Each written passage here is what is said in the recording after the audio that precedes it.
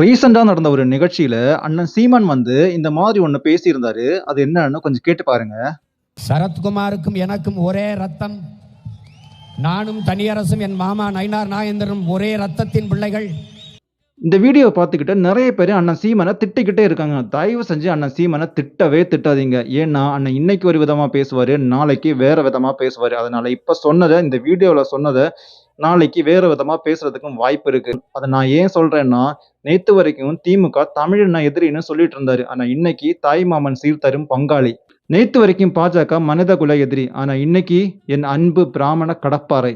நேத்து வரைக்கும் விஜய் துணை முதலமைச்சர்ன்னு சொல்லிட்டு இருந்தாரு. ஆனா இன்னைக்கு என் அரசியல் எதிரின்னு சொல்றாரு.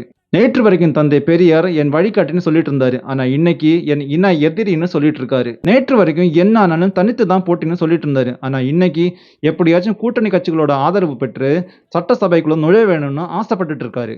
காலத்திற்கேற்ப கொள்கைகளை மாத்துறது அரசியல்னா கூட பரவாயில்ல. ஆனா வசதிக்கேற்ப எதிரிகளையும் நண்பர்களையும் மாத்திக்கொள்றது பகுத்தறிவுன்னு சொல்றது தான் கொஞ்சம் வேடிக்கையா இருக்கு. அதனால அண்ணன் சீமா சொல்றது எதுவும் பெருசா எடுக்காதீங்க.